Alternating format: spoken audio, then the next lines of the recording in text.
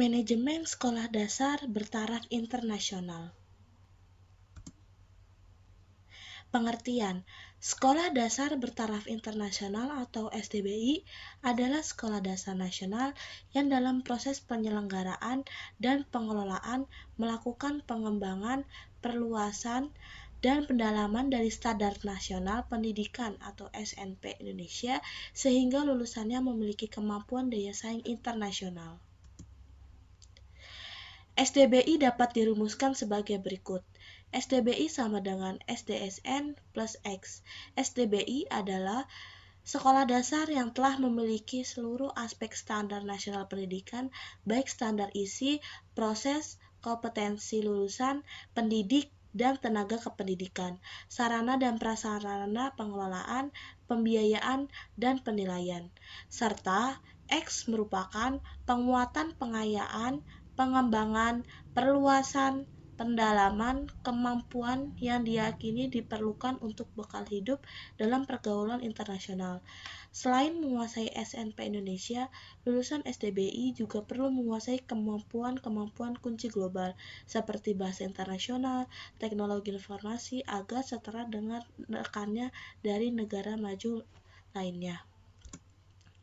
Persyaratan SDBI, ada persyaratan umum. Pertama, lokasi. Bebas dari gangguan bencana alam seperti banjir, tanah longsor, dan tidak dekat dengan daerah pabrik, lalu tidak dekat dengan lalu lintas yang padat. Kedua, sekolah negeri atau swasta standar nasional memiliki kesempatan yang sama untuk menjadi sekolah dasar bertaraf internasional. Ketiga, mendapat dukungan dari pemerintah daerah dan masyarakat untuk mengembangkan, mengelola, dan membina sekolah sesuai dengan karakteristik SDBI. Persyaratan khusus sekolah baru. A. Memiliki tanah yang luas, dapat menampung seluruh kebutuhan bangunan yang meliputi bangunan utama, ruang penunjang, fasilitas penunjang, kantor pusat, sumber belajar, atau PSB. B. Adanya kemampuan dan komitmen penyelenggara sekolah untuk menyediakan semua sumber daya pendidikan yang diperlukan oleh sekolah. Kedua, pengembangan sekolah yang sudah ada. A. Sekolah dasar negeri atau swasta yang telah memiliki seluruh persyaratan komponen standar nasional pendidikan. Kemudian B. Memiliki sumber daya pendidik atau SDM, biaya, sarana, dan lain-lain yang memadai dan potensial untuk dikembangkan. Kemudian C. Memiliki lahan ruang terbuka yang memadai untuk mengembangkan fasilitas menunjang pembelajaran sesuai dengan tuntutan kebutuhan SDBI. Proses penetapan. A. Pengajuan usulan. Pengajuan usulan penetapan sekolah dasar bertaraf internasional dilakukan oleh Kepala Dinas Pendidikan Kabupaten atau Kota atas nama Bupati atau Wali Kota melalui Dinas Pendidikan Provinsi kepada Direktur Jenderal Manajemen Pendidikan Dasar dan Menengah. Setelah pertama, menelaah memperhatikan semua persyaratan administratif yang diajukan oleh penyelenggara sekolah yang bersangkutan. Kedua, melakukan verifikasi atau kesesuaian data administratif dan kondisi. B. Penilaian kelayakan. Penilaian kelayakan dilakukan oleh Direktorat Pembinaan TK dan SD melalui tahap yang pertama, pengajian data. Setiap permohonan yang diajukan oleh pihak terkait untuk mendirikan SDBI dilakukan pengkajian oleh tim Direktorat Pembinaan TK dan SD. Kemudian kedua, visitasi. Terhadap permohonan yang memenuhi kriteria dilakukan visitasi ke lokasi sekolah bersangkutan. Kemudian ketiga, penetapan SDBI. Direktur Pembinaan TK dan SD membuat rekomendasi penetapan SDBI kepada Direktur Jenderal Manajemen Pendidikan Dasar dan Menengah atas rekomendasi tim. Strategi implementasi. A. Membentuk tim pengembang, bertugas membantu mengembangkan berbagai yang berciri internasional, baik dengan aspek kurikulum, proses pembelajaran, ICT, fasilitas, maupun SDM, dan membantu evaluasi pelaksanaan program di sekolah. Tim pengembang adalah semua unsur sekolah, yaitu kepala sekolah, yayasan, guru, tenaga administratif, dan komite sekolah, serta stakeholder sekolah. Kemudian B, penyusunan rencana kerja sekolah atau RKS. RKS disusun oleh tim pengembang dengan tujuan: pertama, menjamin perubahan atau tujuan sekolah yang ditetapkan. Kedua, mendukung koordinasi antara pelaku sekolah. Ketiga, menjamin terciptanya integrasi, sinkronisasi, dan sinergi baik antara pelaku sekolah dan dinas pendidikan kabupaten atau kota, dan antar waktu. Kemudian keempat, menjamin keterkaitan perencanaan, penganggaran, pelaksanaan, dan pengawasan. Kemudian keenam, menjamin terciptanya sumber daya secara efisien, efektif, berkeadilan, dan berkelanjutan. Kemudian selanjutnya C, pelaksanaan program. Program ditetapkan RPS dilaksanakan efektif dan efisien dengan kepala sekolah yang mengkoordinasi dan menyelaraskan pengendalian, pelaksanaan, dan evaluasi dan hasilnya untuk menentukan program pada tahun berikutnya. D. Penyusunan laporan dan pertanggungjawaban. Kepala sekolah dibantu tim pengembang menyusun laporan penyelenggaraan SDBI beserta hasil secara lengkap untuk disampaikan Dinas Pendidikan Kabupaten atau Kota, komite sekolah, dan yayasan. Sekolah mempertanggungjawabkan penyelenggaraan SDBI kepada pemangku kepentingan sekolah. E. Pemberdayaan komite sekolah berfungsi sebagai pemberi pertimbangan, pendukung baik finansial, pemikiran maupun tenaga, pengontrol dalam rangka transparansi dan akuntabilitas, mediator antara pemerintah dengan masyarakat. Pembiayaan. Biaya penyelenggaraan SDBI negeri ditanggung bersama antara pemerintah pusat, provinsi, dan kabupaten atau kota secara proporsional, sedangkan bagi SDBI swasta, biaya pendidikan ditanggung oleh masyarakat dan yayasan pengelola sekolah tersebut dan dibantu oleh pemerintah baik pusat maupun daerah atas dasar persyaratan-persyaratan tertentu. Standar sekolah bertaraf internasional. Ada 3 komponen pokok yang harus dicermati. Yang pertama, aspek masukan meliputi visi, misi, tujuan, sumber daya, dan perangkat lunak. Kedua, aspek proses yang meliputi pembelajaran, pengelolaan sarana dan prasarana, dan pengelolaan dan penggalangan dana. Ketiga, aspek luaran yang meliputi akademik, non-akademik, dan kepuasan stakeholder. Dilanjutkan dengan komponen-komponen SDBI dimulai dari SNP yang mencakup 8 aspek, yaitu A. Standar isi, mencakup lingkup materi dan tingkat kompetensi, mencapai kompetensi lulusan dan jenis pendidikan tertentu. Standar isi memuat kerangka dasar dan struktur kurikulum, beban belajar, kurikulum tingkat satuan pendidikan, dan kalender pendidikan atau akademik. B. Standar proses, standar nasional pendidikan yang berkaitan dengan pelaksanaan pembelajaran pada satuan pendidikan untuk mencapai standar kompetensi lulusan.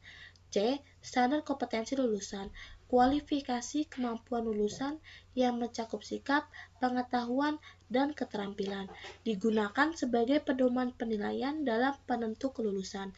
D. Standar pendidik dan tenaga kependidikan, kriteria pendidikan, prajabatan, dan kelayakan fisik maupun mental secara pendidik dalam jabatan pendidik harus memiliki kualifikasi akademik dan kompetensi sebagai agen pembelajaran dan untuk mewujudkan tujuan pendidikan nasional.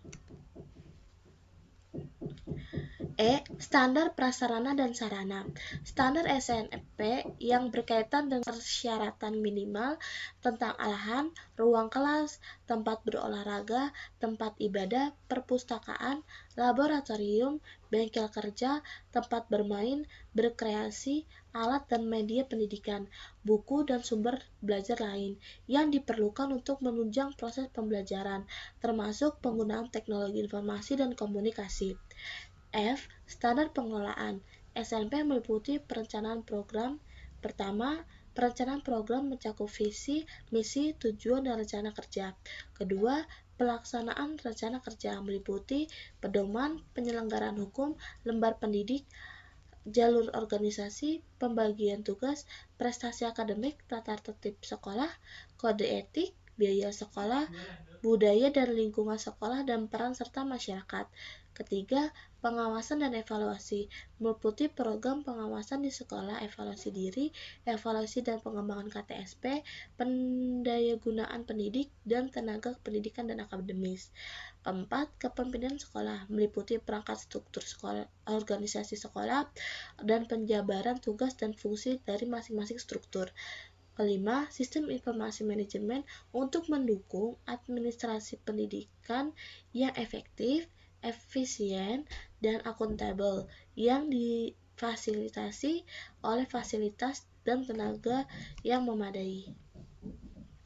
Kemudian 9, standar pembiayaan mengatur komponen dan besarnya operasional satuan pendidikan. Pembiayaan mencakup biaya investasi, biaya operasi, dan biaya personal satuan pendidikan. H. Standar penilaian berkaitan dengan mekanisme prosedur dan instrumen penilaian prestasi belajar peserta didik. Penilaian dilakukan dengan prinsip sahih, objektif, adil, terpadu, terbuka, menyeluruh, berkesinambungan, sistematis, dan akuntabel. Pengembangan sekolah dasar bertaraf internasional. A. Fase rintisan difokuskan pada pengembangan dan penguatan kapasitas, meliputi sumber daya manusia, sarana prasarana sekolah, kelembagaan, kurikulum dan bahan ajar, proses belajar mengajar, lingkungan dan budaya sekolah, penguatan peran masyarakat. Dalam fase ini, sekolah perlu pendampingan oleh konsultan. B. Fase konsolidasi memantapkan aspek sebagai berikut: sumber daya manusia, kurikulum dan bahan ajar, proses belajar mengajar, lingkungan dan budaya sekolah, penguatan peran masyarakat. Pada fase konsolidasi, pasti perlu didampingi oleh konsultan atau tim sampai sekolah tersebut masuk dalam fase kemandirian. C. Fase kemandirian. Dalam fase ini, semua aspek sudah benar-benar siap sehingga sekolah telah mencapai kemandirian yang kuat dalam semua aspek dan sudah mampu bersaing dalam hal kualitas. Untuk melakukan pengembangan, penguatan dalam hal sebagai berikut: kurikulum bahan ajar, proses pembelajaran, lulusan, sumber daya manusia, standar sarana dan prasarana, pengelolaan, sumber pembiayaan, dan penilaian. Indikator keberhasilan SDBI. A. Pengelolaan memiliki RPS dan RAPBS, memiliki dokumen KTSP dan berbasis iptek, memiliki ruang kelas, ruang kepala sekolah, ruang guru, ruang administrasi, ruang beribadah, kamar kecil yang cukup dan memadai, memiliki ruang perpustakaan, ruang laboratorium, ruang serbaguna, auditorium, dan sebagainya, memiliki sarana pembelajaran bertaraf internasional yang memadai dan mencukupi, rasio ruang kelas dan siswa 1:28, memiliki tenaga pendidik 100% S1 dan mampu berkomunikasi dalam bahasa asing, utamanya adalah bahasa Inggris. Penguasaan kompetensi 90% guru bersertifikat kompetensi, memiliki tenaga kependidikan yang kompeten di bidangnya. B. Proses pembelajaran menerapkan MBS yang diperkaya dengan penerapan prinsip-prinsip manajemen mutu terpadu. 2. Menerapkan PBM yang perubahan, kreasi, inovasi, nalar, dan eksperimentasi. Ketiga, menerapkan pendidikan kecakapan hidup, pembelajaran aktif, kreatif, efektif, menyenangkan atau pakem. Menerapkan model pembelajaran berbasis ICT. Menerapkan kepemimpinan visioner, memberdayakan warga sekolah, menerapkan sistem penilaian dan komprehensif. Terakhir, C. Lulusan. 1. Pencapaian standar ketuntasan dan nilai kelulusan belajar yang tinggi. Kedua, memiliki prestasi akademik dan non-akademik nasional dan internasional. Ketiga, lulusan mampu berkomunikasi dalam bahasa asing, utamanya bahasa Inggris. Keempat, lulusan memiliki kemampuan kompetitif secara lokal, nasional, dan internasional. Kelima, secara kelembagaan dapat terakreditasi oleh lembaga akreditasi nasional maupun internasional.